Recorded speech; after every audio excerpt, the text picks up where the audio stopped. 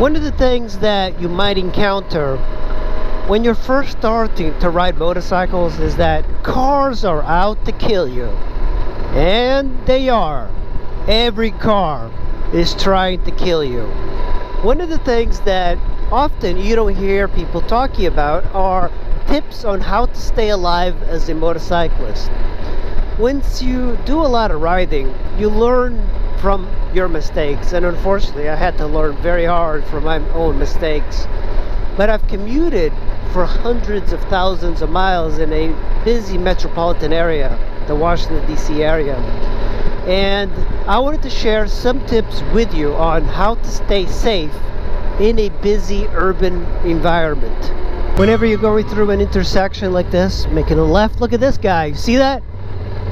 That's something you have to watch out for. You're behind large SUVs, you can't really see too much what's ahead, but if you're following a car, you can see it. If you're behind an SUV, you need to be a little bit further back to be safe. There's 3 positions in your lane.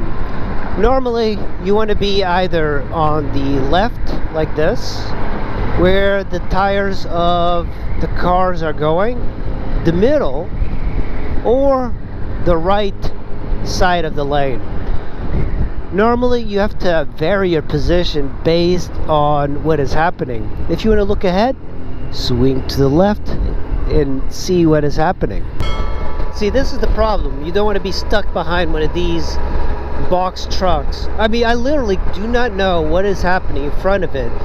That's why this is extremely dangerous on the road. When one lane is moving faster, like in the left lane that I'm in now, cars are going to try and squeeze into your lane.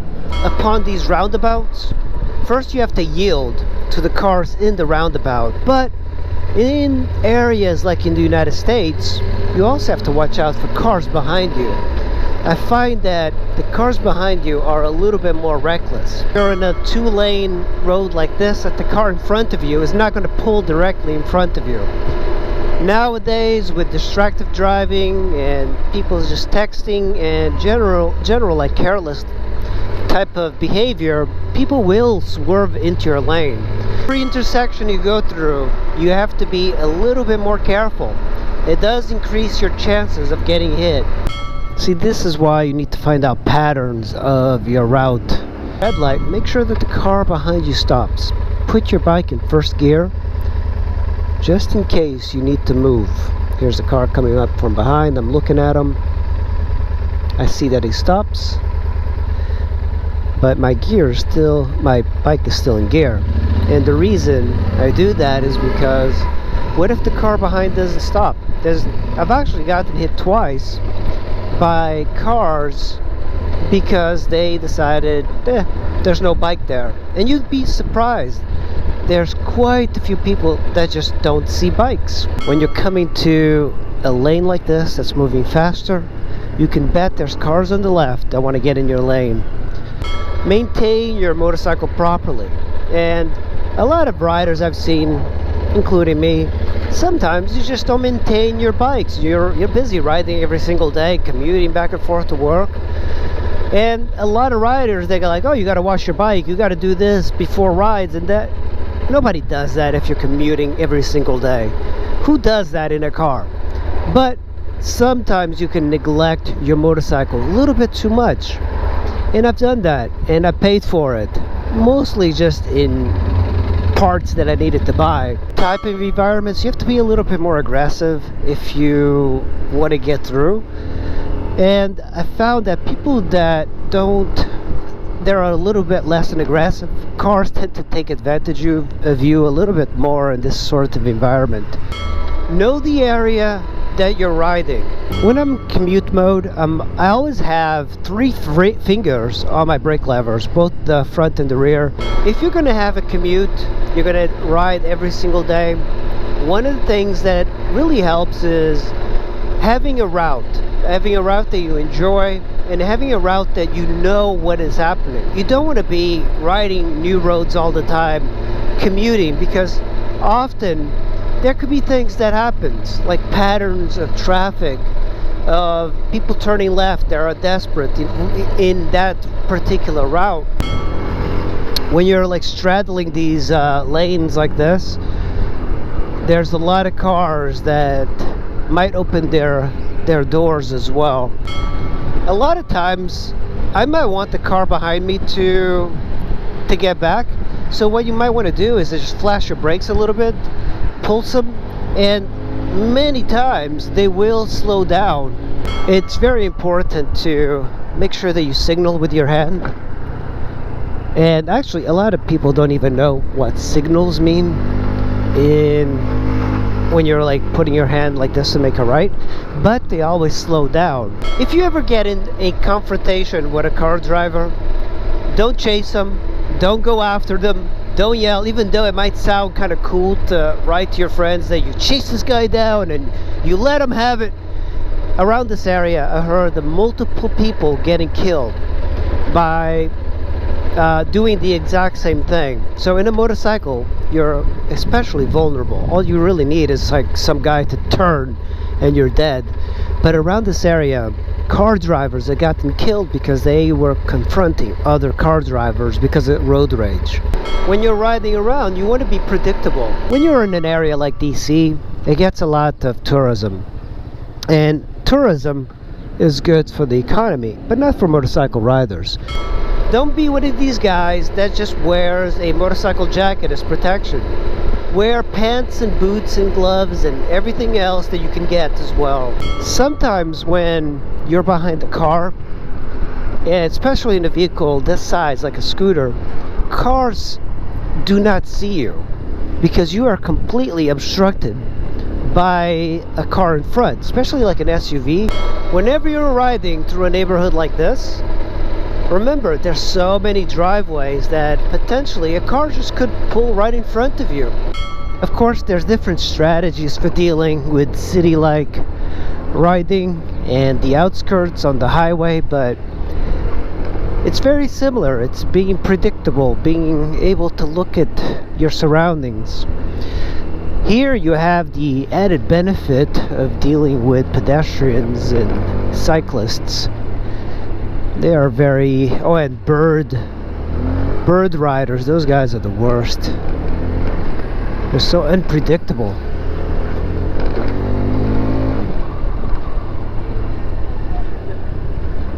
Like, you see that? Very unpredictable. What? Very unpredictable. I think that guy was selling that he's got the light. I don't think he understands that he doesn't have the light. I have the light.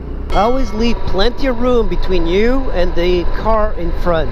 Whenever you're coming up on a speed camera, the whole point is not to speed so you don't get the ticket, but also to watch your six. Make sure that the car behind you doesn't slam into you because he's not paying attention to the speed camera. When it's hot, the shadow of a bus like this can shelter you quite a bit. Remember, if there's ever like a zombie apocalypse, these geese are going to be the first things I'm going to be eating. Don't assume that people are going to stop for the red lights and stop signs. Oh, this guy's running the red light. He just ran the red light. He thought it was a stop sign. Don't assume that the cars are going to be turning straight. Always assume that they're going to go right into your path. You always want to have an out.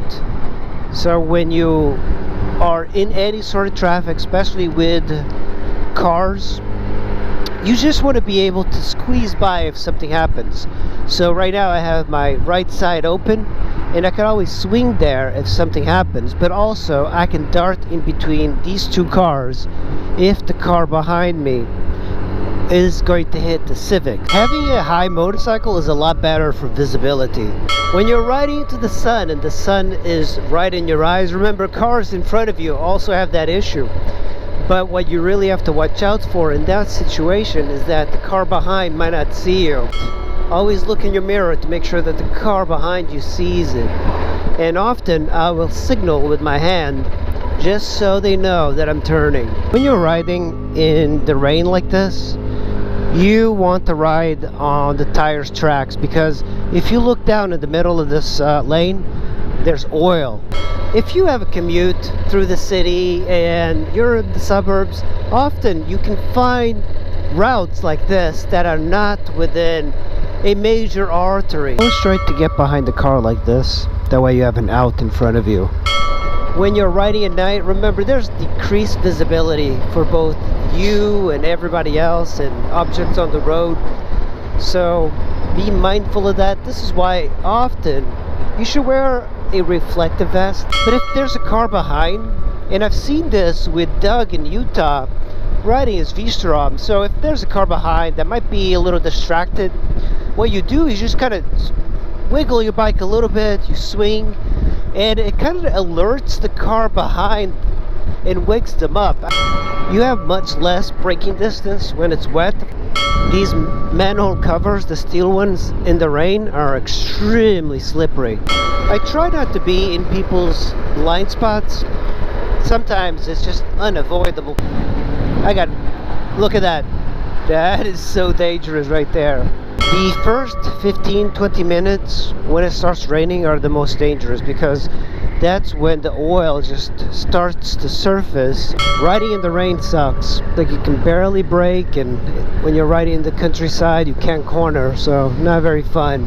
One of the dangers of the right lane is that I find that being on the right lane is more dangerous because we have exits in the right, so everybody's dodging into the right, and often in this area I'll see people from the left lane swerve violently in order not to miss a exit. The left lane, I feel it's a little bit safer. In an ideal world, you use the left lane just to pass cars and not stay on it. Make sure there's no people. Taxi. This is a taxi. You see this? You see this guy? Okay. Pull right into my lane. If you are moving faster than the speed of traffic, I find that it's a little bit safer. Sometimes I see riders going slower than the average speed of the highway, and what that happens is that then you have to watch out for cars coming up from behind you.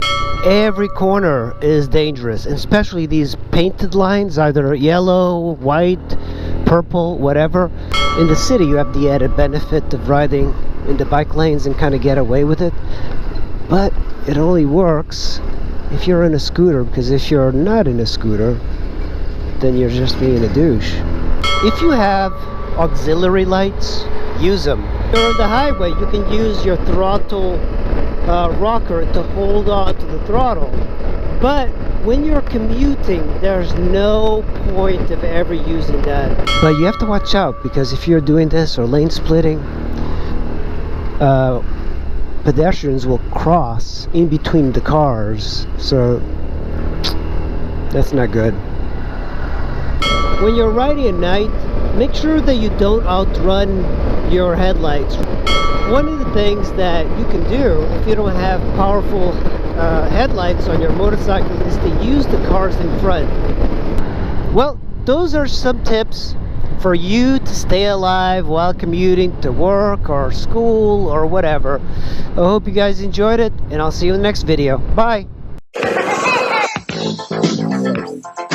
I'm kind of stuck here. The cops won't bother me.